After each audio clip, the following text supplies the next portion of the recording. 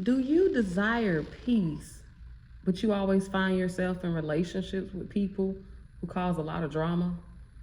Are you that person in your life that's constantly trying to repair broken friendships and relationships amongst your friends and family? Do you prefer being in charge? Like, is that the only way you feel comfortable? If this resonates with you, in this video, we'll talk about how you can let go of the need to be in control and let God take the wheel. My name is Sade, and welcome back to my channel. Now, let's talk about demons. So, first things first, why do we as human beings desire to be in control? Well, first and foremost, being in control creates a false sense of peace because ultimately God is in control. And so, no matter what we do, sometimes we cannot affect the outcome of a situation. We can put all of our might into it and it will still turn out differently. So sometimes if you grew up in a chaotic environment, you desire to control the day to day because it causes you less anxiety. You know, if you grow up in a home where it's unpredictable, you don't know if your parents are going to be in a good mood, bad mood, you don't know if it's going to be fussing and fighting or peace, they can cause a lot of anxiety in someone. And so when we grow up, we desire to control our environment so we don't have to relive the past. It's our way of gaining a sense of power, even if it's just the illusion of power. Because most of the time, like I said before, not even most of the time, but 100% of the time, God is in control. So it's only the illusion and not actual power. Either way, though, when we desire control, we don't allow things in our environment to naturally happen.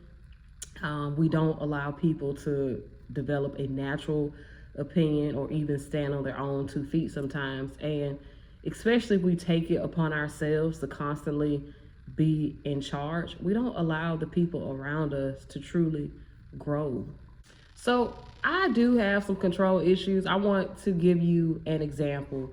Years ago, I invited one of my close friends over a relative's house, and me and my friend, we went outside just to have a conversation, and my relative followed us outside after some time, and my friend and I were talking about one of our mutual friends, and my relative made a comment about my friend being unattractive.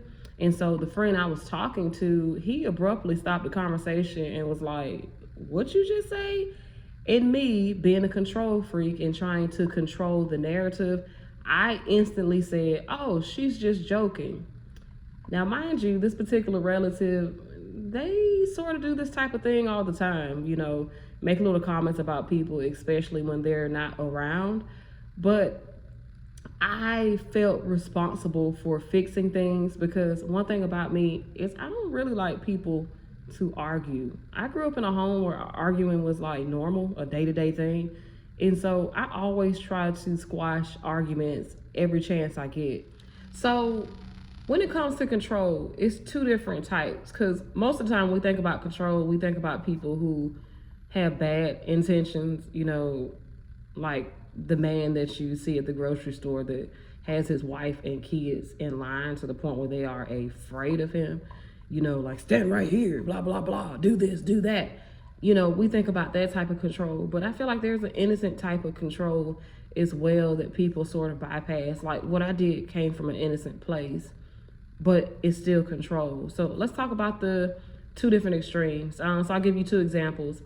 What if a mom worked nights and so she planned her husband and her kids' afternoons like down to the T? I mean, what time they gonna eat dinner? What time they gonna go to bed, what time they gonna do their homework, and all this and that. Now, from the outside looking in, she could be controlling, and it could be true just in general, she could be controlling. But what if she's just merely in her mind trying to be helpful and she doesn't have bad intentions? She's just trying to help her husband get through the afternoon. So that's what I mean when it comes to a sort of innocent type of control, but on the back end, she's not allowing her husband to have freedom when it comes to raising, you know, the kids. So it could cause resentment, especially if he doesn't necessarily want her help. Now on the other end, There's more so a vindictive type of control. What about people, for example, two friends got into a huge argument, and then there's another friend, a third party that's a mutual friend with both, and this person is feeding both sides information in order to control the narrative and sort of stay in control of the situation. Now that's when we get into a manipulative type of control. So either way, it's control. And we have to be able to let go and let God. So Proverbs chapter 3, verses 5 and 6 says, trust in the Lord with all your hearts. Do not depend on your own understanding. Seek his will in all you do, and he will show you which path to take. You see, it's difficult, man, to enjoy life when you are constantly trying to control things. We have got to let go and let God, because he knows all angles. He knows all of our hearts. He knows the things that you don't know about people. He knows their thoughts. And so it's always best, even though it's hard, it's best to just let things happen the way that they need to happen. Now, of course, there are some situations where maybe it is in God's will for you to take up for someone or be a mediator to fix certain situations, but you always need to consult God first before taking it upon yourself to just sort of be in control, man.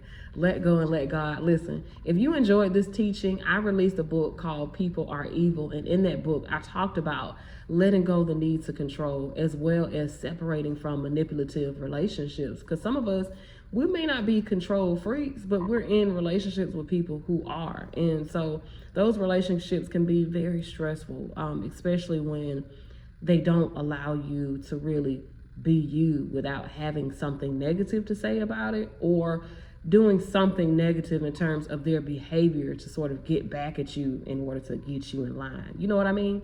So anyway, I posted the link to my book in the description. It is available on all Amazon platforms. Please pick up a copy. I promise you it will be a blessing for you. Other than that, man, listen, if this video helps you in any way, like, comment, subscribe to my channel, and guess what?